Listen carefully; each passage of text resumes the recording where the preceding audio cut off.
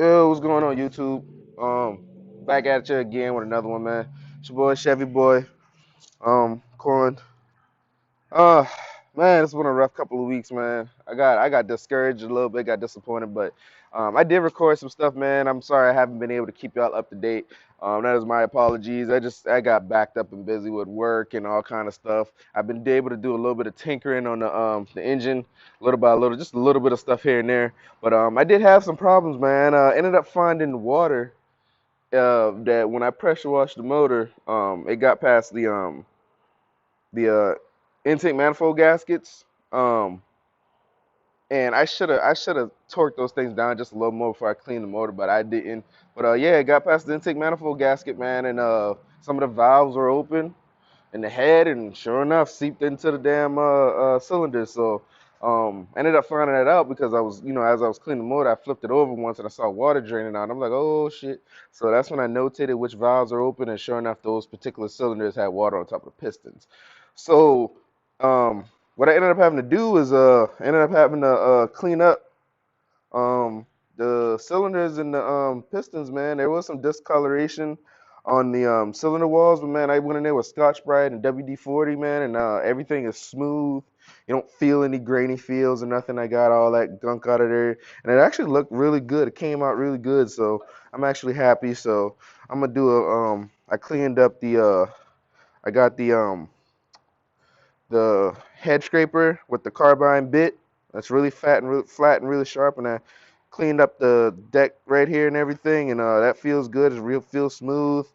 Ended up ordering the LS7 lifters, and I've got the high pressure oil pump, all that good stuff, and that's what I'm gonna be trying to do today. Is putting in the new you can see down there the cam look decent. I'm gonna I'm not gonna change the cam out of. Some people say, man, just go ahead and throw you a cam in there. I'm like, I'm not gonna do it right now because I wanna the budget doesn't accept me buying new springs and lifters and stuff because you want to do when you do cam swaps on these LS motors, man, really on any motor, you can send it if you want to. That's up to you. But I prefer to have solid daily running stuff. So me personally, if I was to do a cam upgrade, even if it was like per se a stock swap cam, I would prefer to go ahead and put new springs and lifters and new, have the valves lapped and all that good stuff. Even possibly replace valves, but I definitely would want to do the cams and lifters and the training upgrades. I'd rather do all that stuff. Um, when the car gets in and when the engine gets in the car, this stuff really isn't that bad to do to take off the front end stuff. So I may do it later on because I mean my car is really not that hard to work on. So doing a cam swap really is just a day's job. It's really not that bad, but to pull heads and boom, boom, it really doesn't take as long as you think it does. But yeah, I might do that. I'll do that stuff later. Right now, I'm just doing a stock swap because I just need my car back on the road. But yeah, man. So that's where I'm at. You see, I've got my lift plate on the top of the valley there. I actually have uh I was doing it I was putting the motor on the engine stand by myself, man. So I was trying to rush it. And as you can see, it's kind of sideways. It's got a caddy coater. So for one, I'm gonna straighten that up. But number two, I'm gonna go ahead and change out my when I pull it off, I'm gonna go ahead and change out my rear main seal back here and everything. I'm gonna just go ahead and change all that out. Actually, what I'm gonna do is I'm gonna do everything. I'm gonna go ahead and slap on the new oil pump, the new timing chain, the new oil pump. I'm gonna go ahead and put that on. Um, and then what I'm gonna do is I'm gonna go. I got a guy down the street. I'm gonna have him cut my windage tray for me, and I'm gonna put on the new pickup tube, and then I'm gonna unmount the motor. Um, I'm gonna put the new LS swap pan on, just kind of lined it up. I'm gonna unmount the motor, and then what I'm gonna do is I'll do the freaking Actually, I don't even have to do that. All I gotta do is take this off and leave it kind of loose. Don't completely seat it, and then when I torque down the oil pan, then I'll torque down the when I get ready to torque down the oil pan, then I can go ahead and torque down the damn the rear main seal and the cam crank case front plate there too. Actually, I'm probably gonna end up going pressure wash out my plate, the front crank plate and everything. I'm pressure wash that out because it's kind of nasty looking in there. I'm just gonna pressure wash it out, and then I gotta replace that seal right there too, which I've never done before. It looks like it comes out through the front. Doesn't look too bad, but we'll see. I think I've got the gasket, the seal for that as well. But yeah, that's where we're at now. Um, so once I get all this stuff, I hope to have this done today. Um, and then I'm gonna go ahead and put all my new sensors in, like the crank sensor, um, the cam position sensor, the oil pressure um, sensor or whatever, or switch, whatever that is.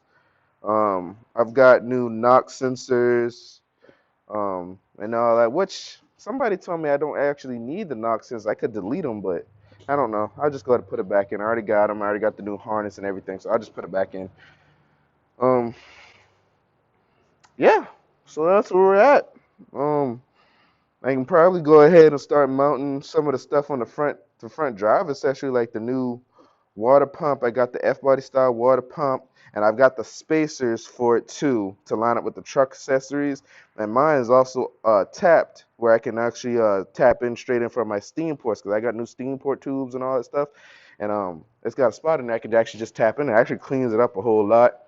And then I probably put the new valley cover with the new gasket and all that stuff in there. Knock sensors, all new lifters and all that good crud. Um, New head gaskets. Go ahead and torque the heads down. I've got ARP head bolts. I bought ARP bolts. I didn't buy ARP studs. Budget just wouldn't afford me to get the studs. And another thing, I was confused on the different ARP studs because I've actually never gone this deep into an engine before. So I was confused on what studs I'm supposed to use, but I started doing some more reading and I found out the different studs are actually, I guess, the different strengths, the tension strengths for, I guess, different horsepower applications.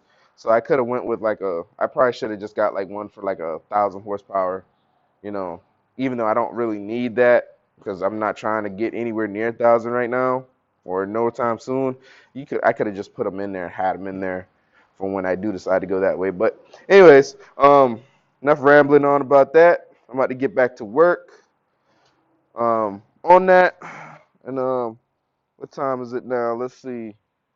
I think I started on this about 9 o'clock, so it's 10 o'clock right now. 10, 11, Eastern Standard Time. So let's see if we can go ahead and by the end of the day have this motor buttoned up. You know, that'll be nice if I have it buttoned up. I might, could even possibly mount the short tube headers and the shorty headers and all that stuff. If that's the case, then that literally puts me in the position to try to drop the motor in the car soon. And if I could do it, if I get all this work done today, I've already got a mild stage one built 4L60E, and like I said, this is just a daily driver, so that stage one build will do perfectly fine, so long as the builder didn't screw up. But I've got warranty on it. But anyways, it'll do perfectly fine. So I am not upset about that. I'd be very happy to go forward with trying to put this motor in. I've got to replace a wheel on my engine lift because one of the wheels are jammed up. So I definitely would want to do that because I'm gonna be manhandling this by myself.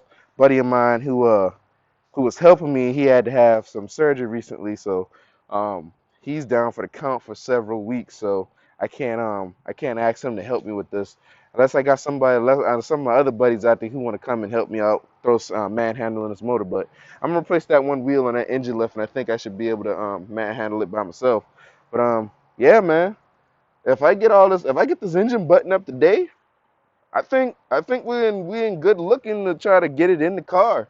And then all I gotta do is figure out the wiring, which I've got a plug and play system from Holley. So I can actually put the new engine harness and everything already on it, just lay it over the top of it, plug in a lot of stuff in the back of the engine, and go ahead and drop it in the car, hook the ground, the engine block grounds up and stuff up in the back to the firewall. I can go ahead and hook all that stuff up, drop it in, and then all I have to figure out is stuff like windshield wiper and ignition wires and stuff like that. I should be able to run that. I should be able to do all that stuff in the car. But yeah, man, I might be able to get a few things done, man, if I can go ahead and get this thing buttoned up by the end of the day. Hell, I might even be, depending if the rain's not bad tomorrow, I might be able to put this motor in the car tomorrow. Let's see. So we gonna go ahead and ooh, I got a little itch in my back. I got excited, man. So um I'm rambling on. We're gonna keep this one short and simple. Y'all take it easy. Happy New Year's to all my people out there. Um, pray for a prosperous New Year 2020 for y'all. Y'all take it easy. Stay blessed. Stay positive. Make a difference in somebody else's life. One love.